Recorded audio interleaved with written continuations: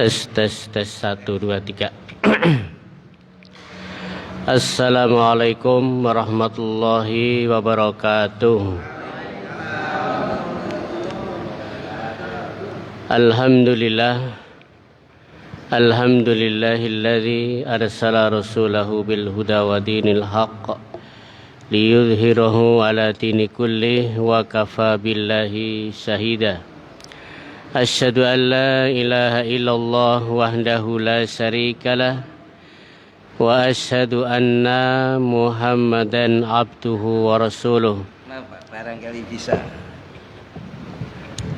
Tes cek song. Suaranya. Allahumma sholli wa sallim ala nabiyyina Muhammadin wa ala alihi wa sahbihi ajma'in.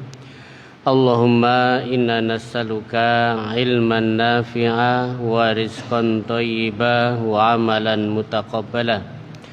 Rabbi israh li sadri wa yassir li amri wahlul 'uqdatam min lisani yafqahu qawli.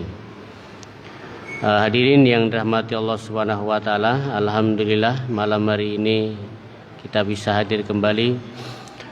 Salat dan salam tak lupa pula kita aturkan kepada junjungan Nabi kita Muhammad sallallahu alaihi wasallam, keluarga beliau, para sahabatnya, serta orang-orang yang istiqomah di jalannya sampai hari kiamat kelak nanti. Hadirin yang dirahmati Allah Subhanahu wa taala, kita kembali melanjutkan pembacaan tafsir kita, tafsir Jalalain, surat Al-Baqarah ayat yang ke 144. 42. Oh, kemarin ya. Kemarin 142.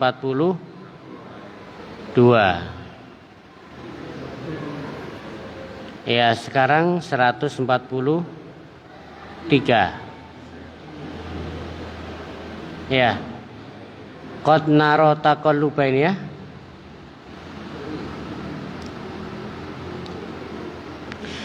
Qad naro taqalluba wajhika fis sama.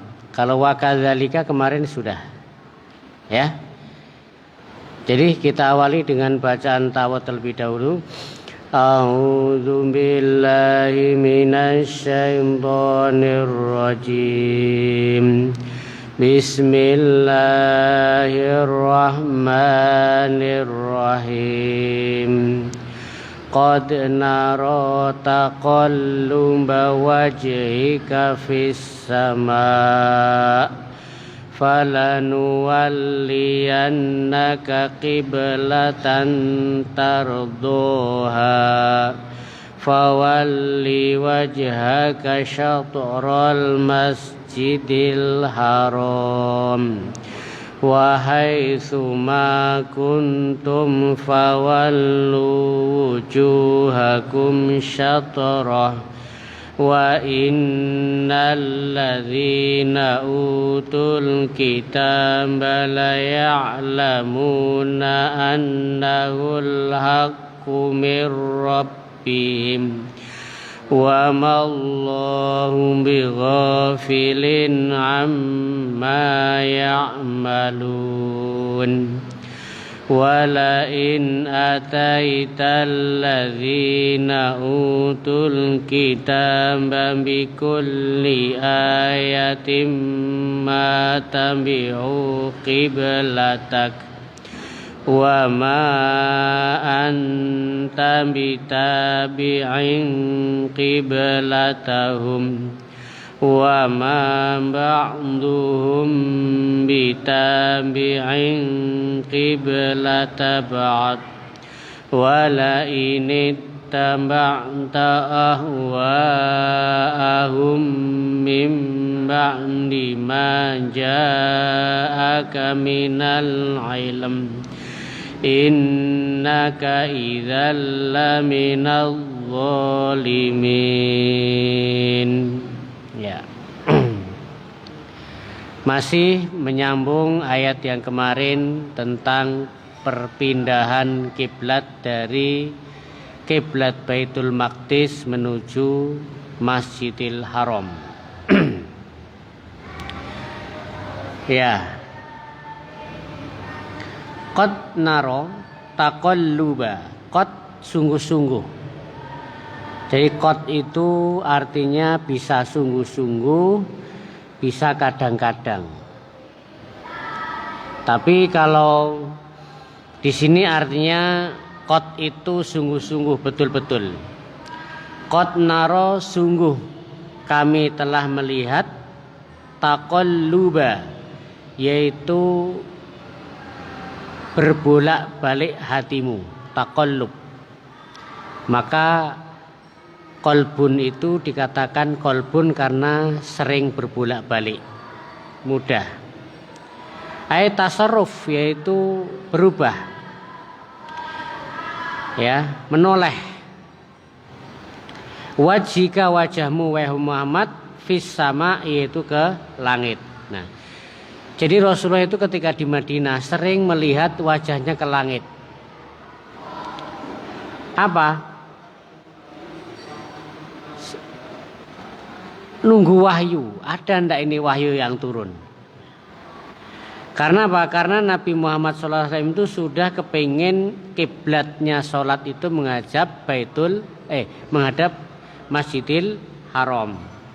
Tapi beliau itu tidak mau langsung berbicara kepada Allah, karena yang namanya seorang hamba itu pokoknya tinggal ngikuti, bukan seleranya. Selera saya seperti ini harus seperti ini, tapi yang namanya ibadah itu harus menurut Allah Subhanahu wa Ta'ala. Maka Rasulullah tidak berani ngomong, tapi beliau cuma mengenadakan ke langit, mengharap turunnya wahyu, ya. Qad naro taqalluba wajhika fis sama, dan sungguh kami telah melihat yaitu wajahmu menghadap ke langit, ya. Muttalian yaitu apa? Ilal wahyu, mengharap munculnya wahyu, ya. Muttalian ilal wahyi yaitu menunggu wahyu, ya. Wahyunya apa tadi? Ya, wahyunya itu yang ditunggu itu ada perintah untuk menghadap Ka'bah kembali. Jadi kemarin berapa? Ketika di Madinah menghadap ke Baitul Maqdis selama 6 bulan atau 7 bulan saja. Dalam rangka apa? Dalam rangka untuk melunakkan hati orang-orang Yahudi. Siapa tahu kalau sholat kita kiblatnya Baitul Maqdis, nanti orang Yahudi itu lebih mudah untuk menerima Islam. Sama-sama ini, ya. Kiblat mereka Baitul Maqdis, ya sudah, umat Islam hadapnya ke arah Baitul Maqdis. Ya.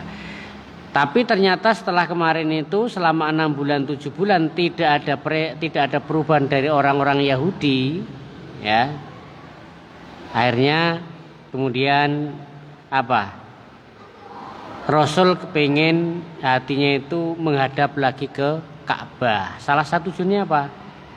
Supaya untuk melunakkan hati orang-orang kafir Quraisy. Karena ketika dulu Rasulullah itu kiblatnya berpindah dari Ka'bah ke Baitul Maqdis, orang-orang kafir Quraisy mengatakan kalau begitu selamanya kami tidak akan beriman. Kalau Rasulullah dan umat Islam sholatnya menghadap ke Baitul Maqdis, ya.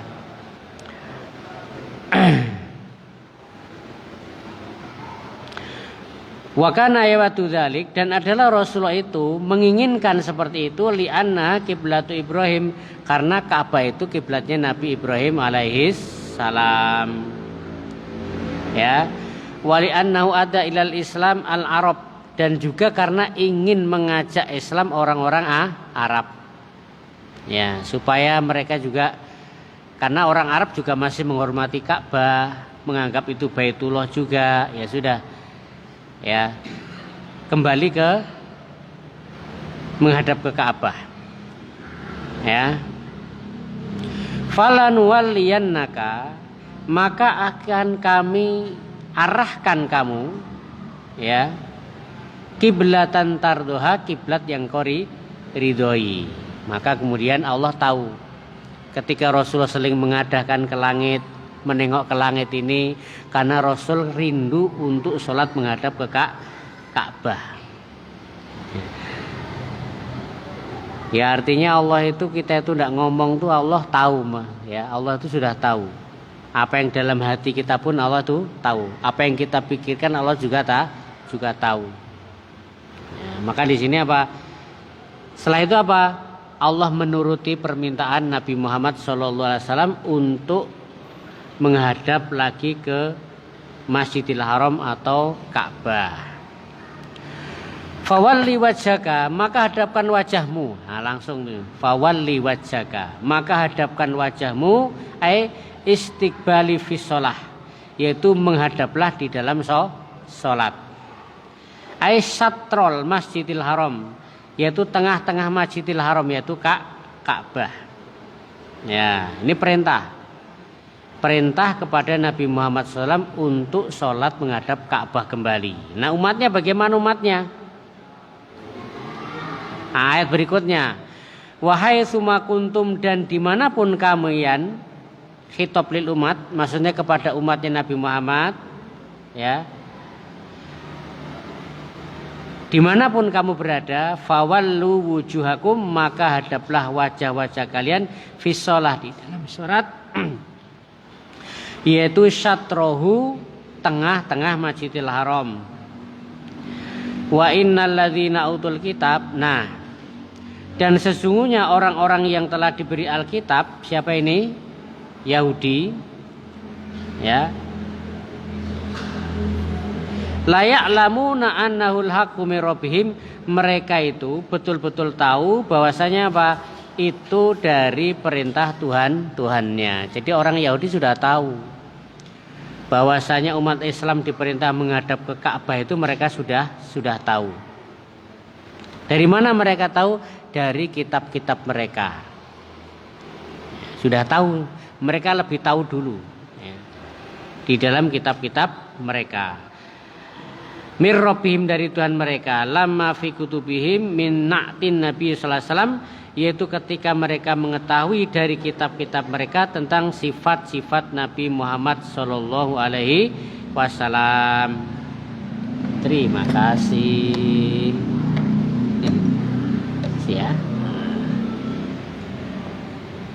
Ya, jadi mereka itu, orang-orang Yahudi itu sudah mengetahui sifat-sifat Nabi sebelum Nabi itu lahir. Sudah tahu terlebih dahulu.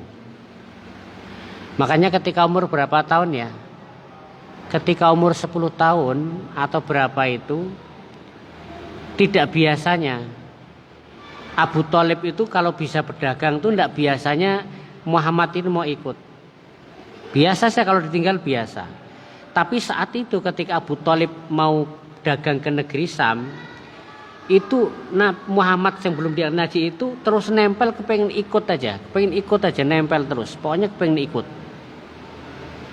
Ya, akhirnya oleh Abu Thalib diajaklah Rasulullah SAW ini pergi ke Sam untuk berdagang. Ya, nah nanti di tengah perjalanan di daerah Sam, sebelum Sam itu ada pendeta, siapa namanya, Bahiroh atau siapa itu? Bahiroh. Nah, pendeta Nasrani ini memang bikin rumah di situ. Rumah di situ adalah tempat jalurnya orang Arab ke negeri Sam. Dia membangun gereja di situ. Tujuannya apa? Dia ingin menunggu Nabi yang dikabarkan lewat kitab-kitab mereka. Karena nanti Nabi itu dari Arab dan akan melewati situ. Nah, maka setiap saat pendeta ini senantiasa di setiap ada kafilah datang dari Arab, dia perhatikan. Ada enggak ciri-cirinya? Nah, sampai suatu saat ketika Abu Thalib itu sudah sampai di situ, mereka beristirahat di bawah pohon di situ, pohon kurma atau apa, di situ. Nah, dari jauh ini pendeta ini sudah melihat keanehan. Keanehannya apa? Rombongan kafilah-kafilah dagang itu biasa. Tapi di rombongan ini ada Abu Thalib, itu di atasnya itu ada awan yang senantiasa ngikuti rombongan tersebut. Nah, ini diperhatikan. Sampai kemudian rombongan tadi berhenti di bawah pohon itu, awan itu juga berhenti di situ. Maka kemudian pendeta ini kemudian mengundang orang-orang sebut untuk singgah di situ. Nah, saat itu Nabi Muhammad itu tidak diajak karena masih kecil.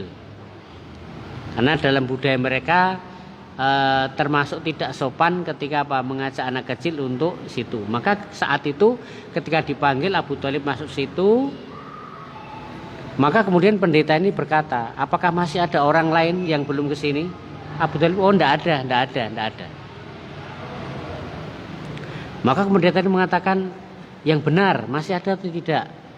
Akhirnya, oh iya betul masih ada, dia cuma anak kecil. Akhirnya pendeta tadi mendatangi. Nah, saya pernah mendengar bahwasanya setiap nabi atau beberapa nabi itu yang melewati situ, itu pasti nabi itu duduk di situ, di bawah pohon itu. Nah, kemudian pohon tadi merunduk seperti ini. Ya. Maka kemudian pendeta Nasrani ini bertanya, ya, kepada Abu Thalib, apakah ini anakmu? Oh iya, anak saya. Tapi pendeta ini saya tidak percaya ini bukan anakmu. Hanya diceritakan bahwasanya ini adalah nabi yang terakhir yang sudah diketahui oleh kitab mereka. Maka kemudian pesan dari pendeta ini mengatakan, jangan teruskan perjalananmu ke Syam. Karena nanti kalau orang-orang Yahudi tahu, dia akan dibunuh. Hanya Abu Thalib tidak jalan lagi pergi ke Syam, kemudian dia pulang lagi ke Mekah membawa Nabi Muhammad yang masih saat itu umur 10-an tahun. Nah, jadi ahli kitab itu sudah tahu ciri-ciri Nabi mereka. Bahkan mereka itu mengetahui Nabi Muhammad itu sebagaimana mengetahui anaknya sendiri, paham. Kita itu hafal dengan anak kita itu paham. Ciri-cirinya seperti apa, sifat-sifatnya seperti apa gitu, paham kita. Nah, mereka juga paham itu. Nah, ayat di sini ya. Wa innal ladzina utul kitab, dan sesungguhnya orang-orang yang telah diberi Alkitab la ya'lamun, betul-betul mereka mengetahui annahu, sesungguhnya annahu ini maksudnya hu di sini artinya apa? Perpindahan kiblat itu datang dari Allah Subhanahu wa taala. Atau annahu di sini artinya apa? Bahwasanya Muhammad sallallahu alaihi wasallam itu adalah kebenaran min rabbihim, dari Tuhan mereka. Wa mallahu bighafilin amma ta'malun, dan tidaklah Allah itu lalai terhadap apa yang kalian lakukan. Nah, orang-orang ahli kitab itu menyembunyikan kebenaran. Bukan mereka tidak tahu, justru mereka tahu kebenaran. Mereka sembunyikan supaya orang-orang tidak tahu. Wah, ini luar biasa. Dosanya banyak. Ini kebenaran, bagaimana orang-orang lain supaya tidak tahu, disembunyikan. Ya, kalau ini tahu kebenaran terus tidak ikut, tidak masalah. Tapi ini supaya bagaimana orang lain juga tidak ikut. Ini lebih parah, menyesatkan orang banyak. Dosanya banyak, menyesatkan orang banyak. Ya. Maka di sini wa mallahu bighafilin amma ta'malun, dan tidak Allah itu lalai terhadap apa yang kalian lakukan. Ya. Ayyuhal mu'minun, wahai orang-orang beriman, min imsali amrihi, yaitu dari perintah Tuhannya. Ya. Artinya wahai orang-orang beriman itu, orang-orang Yahudi itu seperti itu. Ayat selanjutnya, walain, dan seandainya, lam qasam ini, walain, dan sungguh-sungguh seandainya, ataital ladzina utul kitab bikulli ayatin, engkau datangkan kepada orang-orang yang telah diberi Alkitab, yaitu orang Yahudi Nasrani, bikulli ayatin, dengan setiap ayat, ya, ala sidqika, atas kebenaranmu, fil qiblah, tentang masalah kiblat tadi, mattabi'u, mereka tidak akan mengikuti kalian. Ya memang sudah wataknya seperti itu. Seandainya pun sampaikan kepada mereka ayat-ayatnya, mereka tetap tidak akan mengikuti kamu wahai Muhammad sallallahu alaihi wasallam. Ma tabi'u, ya, kiblatak, tidak akan mengikuti kiblatmu. Inadan, karena menolak. Wa ma anta bitabi'in kiblatahum, dan engkau juga tidak akan mengikuti kiblat mereka. Ya, pemutus ya. Ya sudah, lakum dinukum waliyadin, bagimu agamamu, bagiku agamaku. Sudah. Tidak ada percampuran. Tidak ada sudah toleransi di dalam masalah ini, ndak. Bagimu agamamu, bagiku agamaku. Wala ini tabakta, dan jika engkau mengikuti hawa nafsu mereka, allati yad'unaka ilaiha, kamu mengikuti ajaran mereka, ya, mengikuti orang-orang Yahudi tadi, atau mengikuti orang-orang musyrik Arab, mimba dimaja'aka minal ilm, setelah datang kepadamu yaitu dari ilmu, yaitu wahyu, innaka, sesungguhnya engkau, idzal laminadz zalimin, termasuk orang-orang yang zalim. Peringatan, jangan mengikuti hawa nafsu orang-orang Yahudi dan Nasrani. Ya. Kalau kamu mengikuti mereka, kamu termasuk orang yang zalim. Kenapa? Kamu sudah diberi wahyu, sudah diberi Al-Qur'an, kok masih mengikuti mereka? Ya sama dengan orang-orang Yahudi. Nah, dan itu kan yang diharapkan, diinginkan orang Yahudi kan seperti itu. Kita ngikuti mereka. Ngikuti mereka. Sedikit demi sedikit. Nah, nanti lama-lama kemudian menjadi banyak.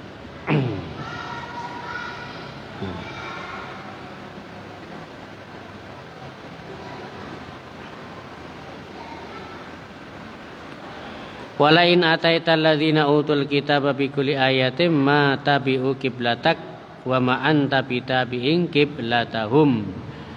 Walain tabata wahum mim ba'di ma ja'aka minal ilm innaka idzal laminal zalimin, termasuk orang-orang yang zalim.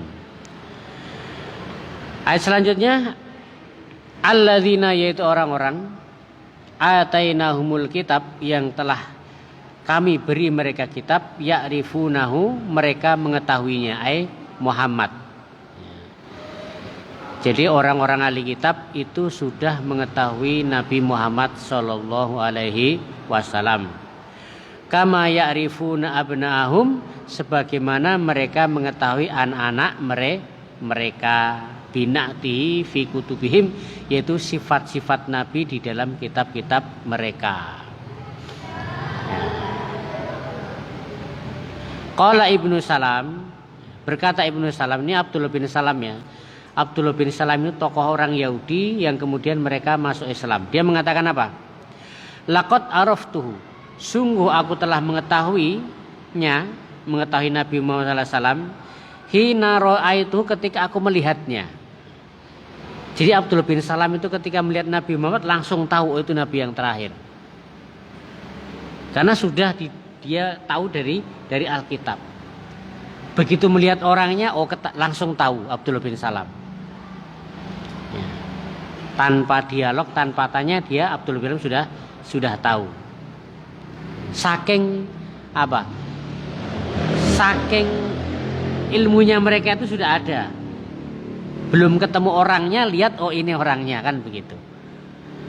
Ya, kalau kita dikasih ciri-ciri nanti orangnya pakai baju putih, celana hitam. Ya kalau yang pakai baju putih celana hitam cuman itu. Ya, kalau yang pakai banyak bingung juga yang mana ini, kan gitu. Nah ini orang-orang Yahudi sudah tahu, ya sudah tahu. Walaupun mungkin bajunya sama, perawakannya sama, tapi begitu melihat, oh paham. Katanya seorang ibu itu seperti itu. Suruh lihat foto yang kecil-kecil, ya. Mungkin anak pakai kerudung semua. Nanti suruh nyari mana anakmu tuh ketahuan gitu. Walaupun gambarnya tidak jelas. Gitu. Paham? Ya intinya orang-orang Yahudi sudah seperti itu. Mereka tahu Abdul bin Salam itu begitu lihat Muhammad, sudah tahu Nabi yang terakhir. Ya, karena ciri-cirinya sudah tahu. Kama arifu ibni, sebagaimana aku telah mengetahui anakku. Kita lihat anak kita aja langsung tahu itu anak saya dari jauh. Oh itu yang pakai baju pink itu anak saya, sudah tahu. Itulah Abdullah, orang Yahudi sudah paham sampai seperti itu. Ya. Wa ma'rifati li Muhammadin asad, dan aku lebih mengetahui Nabi Muhammad daripada anaknya sendiri. Kalau anaknya sendiri aja paham, kita tidak paham anak orang lain. Tapi ini kebalikannya. Mengetahui anak orang lain lebih paham daripada anaknya sendiri. Ini orang Yahudi. Orang Yahudi. Alladzina atainahumul kitab, yaitu orang-orang yang telah beri kepada mereka kitab, ya'rifunahu, mereka mengetahui Nabi Muhammad SAW, kama ya'rifuna abnahum, sebagaimana mereka mengetahui anak-anaknya sendiri, bahkan lebih mengetahui.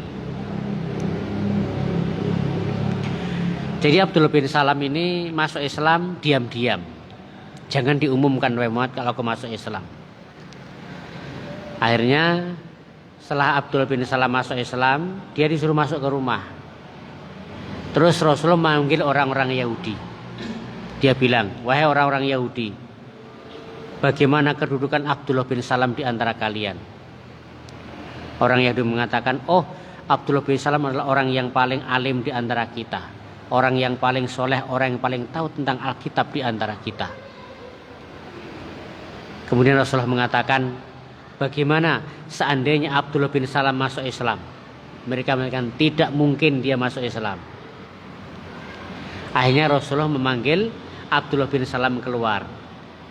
Setelah Abdullah bin Salam keluar dan mengatakan masuk Islam, saya sudah masuk Islam, apa orang Yahudi mengatakan? Engkau adalah orang yang paling bodoh di antara kami. Engkau orang yang paling tidak berilmu di antara kami. Itu orang-orang Yahudi. Padahal Abdullah bin Salam tokoh mereka. Nih. Nah, sedikit sekali ya tokoh-tokoh orang yang masuk di dalam agama Islam orang Yahudi. Ada satu lagi. Orang Yahudi ini dia sudah tahu ini. Rasulullah itu adalah Rasul yang terakhir betul dalam kitab mereka. Tapi dia masih ada satu yang membuat dia ragu. Bahwasanya Rasulullah itu adalah orangnya pemaaf. Nah, suatu saat dia ingin membuktikan pemaaf betul tidak di Rasulullah ini. Kalau kita ingin membuktikan orang itu pemaaf atau tidak, gimana? Hah? Saya ingin buktikan Pak Haji Muslim ini pemaaf. Kira-kira gimana? Ya, dipukul, dilempar. Kepengen membuktikan dia itu pemaaf atau memaafkan atau tidak. Nah, ini sama ini. Akhirnya saat itu Rasulullah itu sedang kedatangan dai. Dai itu habis mengislamkan orang Arab. Nah, dia sempat menjadikan apa kalau kita masuk Islam? Si dai ini mengatakan, kalau kamu masuk Islam, Allah akan berikan rezeki kepadamu. Nah, setelah mereka masuk Islam, ternyata tidak datang rezekinya tidak datang gitu loh. Hujan juga tidak turun. Nah, khawatir ini orang ini. Nah, maka untuk supaya mereka tetap Islam, ini dai ini kemudian berpikir keras bagaimana mereka tetap Islam. Tapi rezekinya mana ini kan gitu. Akhirnya dia datang kepada Rasulullah cerita masalahnya. Ya Rasulullah, ada ndak kurma? Untuk apa? Seperti ini. Saya khawatir kalau nanti tidak ada kurma mereka kembali murtad lagi. Akhirnya saat itu Rasulullah bertanya kepada sahabat, ada ndak di antara kalian yang punya kurma? Ternyata ndak ada. Nah, saat itu ada orang Yahudi tadi. Saya Rasulullah, saya punya kurma. Nah, terus bagaimana? Akhirnya Rasulullah hutang kepada orang tersebut, hutang kurma. Akhirnya datang ke rumah Yahudi, dibawa kurma itu, kemudian dibawa ke orang-orang yang tadi baru masuk Islam. Jadi Rasulullah itu juga hutang juga ya. Dan Rasulullah itu kalau hutang itu bukan kepada sahabatnya. Bukan kepada Abu Bakar As-Siddiq, kepada Utsman bin Affan, enggak. Karena kalau dia minta hutang kepada Abu Bakar apa? Enggak akan diberi, malah dikasih. Maka hutangnya kepada orang Yahudi. Rasulullah seperti itu ya. Maka setelah belum jatuh tempo, suatu saat Rasulullah bersama Umar bin Khattab dan para sahabatnya, datang orang Yahudi marah-marah. Ini orang kalau utang tidak mau bayar ini, sambil memaki-maki Rasulullah. Ya, bahkan sempat selindanya itu ditarik sampai membekas. Umar bin Khattab marah kepada orang Yahudi tersebut. Kamu siapa? Ternyata dia tokoh Yahudi juga, tokoh. Maka orang yang dikatakan, akulah Fulan bin Fulan. Maka Umar bin Khattab terkejut, kau Fulan bin Fulan? Iya, loh kenapa kamu seperti ini? Maka kemudian memangnya kurang berapa hari? Ternyata itu jatuh temponya itu masih kurang berapa hari, tapi sudah ditagih sambil marah-marah. Dan Rasulullah tidak marah ditagih hutangnya, walaupun belum jatuh tempo. Rasulullah mengatakan, ya sudah, siapa di antara kalian yang punya punya kurma untuk bayar hutang Yahudi tersebut. Akhirnya ada sahabat yang ngambil kurma atau dari Baitul Mal, kemudian diberikan kepada orang Yahudi tersebut. Maka setelah itu apa yang terjadi? Dia langsung masuk Islam. Kenapa? Ingin membuktikan bahwasanya Rasul itu pemaaf. Ya. Orang-orang Yahudi, tapi tidak banyak orang Yahudi masuk Islam, tidak banyak. Ya. Wa inna fariqan minhum, dan sungguh sekelompok dari mereka, orang-orang Yahudi, fariqon itu golongan dari mereka, layak tumunal haqqa, betul-betul mereka akan menyembunyikan kebenaran. Ni'atahu, akan menyembunyikan sifat-sifat Nabi Muhammad SAW, disembunyikan, tidak diceritakan. Kalau yang orang-orang awam akhirnya tidak tahu, karena orang-orang yang tahu mereka nutup aksesnya, tidak boleh, tidak diceritakan aslinya, disembunyikan. Wahum ya'lamun, sementara mereka mengetahui. Hadzalladzi anta alaihi, inilah orang-orang, inilah yang kamu di atasnya. Jadi seperti itu ya, dia sembunyikan. Maka termasuk apa? Menyembunyikan ilmu itu boleh enggak? Ya, menyembunyikan ilmu itu ya tidak semua ilmu itu disampaikan, betul ya, dilihat orangnya juga, dilihat orangnya. Ya. Al-haqqu mir rabbika fala takunanna minal mumtarin. Al-haq, kebenaran itu min rabbika, dari Tuhanmu. Fala takunanna minal mumtarin, maka jangan kamu menjadi orang yang ragu. Ya, kalau itu sudah datangnya dari Allah, jangan ragu. Ini perintah Allah menghadap Baitul Maqdis, kemudian menghadap ke Mekah, itu perintah Allah, jangan ragu. Ya, al-haqqu mir rabbika fala takunanna minal mumtarin. Ya. Walikullin, dan setiap umat, wijhatun, itu mempunyai kiblat. Setiap umat itu punya kiblat. Umat Islam kiblatnya Ka'bah, orang Yahudi kiblatnya mana? Baitul Maqdis ya dulu ya. Kalau orang Nasrani kiblatnya mana? Kalau gerejanya itu menghadap kemana biasanya? Kemana-mana bebas. Ya. Umat Islam jelas kiblatnya ya. Ya. Bukan menyembah batu, itu cuman arah saja, arah saja. Ya. Jelas umat Islam. Maka di sini diterangkan walikullin, setiap umat itu wijhatun, punya kiblat. Ya. Punya kiblat. Huwa muwalliha, dia itu apa? Yaitu tempat dia itu menghadap ketika apa? ketika sholat, ya. Muwalliha fastabiqul khairat, ya sudah kalau seperti itu masing-masing sudah punya kiblat. Ya kalau sudah seperti itu apa? Fastabiqul khairat, hendaklah kalian berlomba-lomba di dalam kebaikan. Aibadiru illa ta'ah wa qubuliha, yaitu bersegeralah untuk melaksanakan ketaatan dan menerima perintahnya. Aina ma takunu ya'ti bikumullahu jami'an, yaitu dari mana kamu datang kepada Allah, ya. Dari manapun kalian datang, ya, maka nanti apa? Ya'ti bikumullahu jami'an, kalian itu akan kembali kepada Allah. Maksudnya apa? Walaupun kiblatnya beda-beda, nanti kalian akan dikumpulkan pada hari kiamat, kemudian akan dibalas amal-amal kalian. Innallaha ala kulli syai'in qadir, sesungguhnya Allah itu maha kuasa atas segala sesuatu. Ya. Saya kira itu dulu ya yang bisa kita sampaikan, masih tentang masalah Ka'bah.